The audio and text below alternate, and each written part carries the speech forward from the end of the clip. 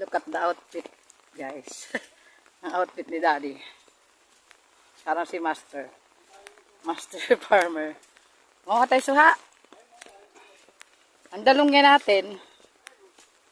Hindi naglag. May na maglag. Hindi. Ay. Kasi meron tayo ng pa-order eh.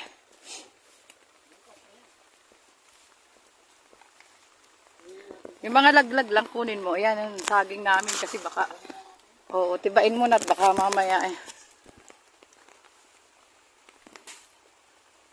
So, titiba kami ngayon.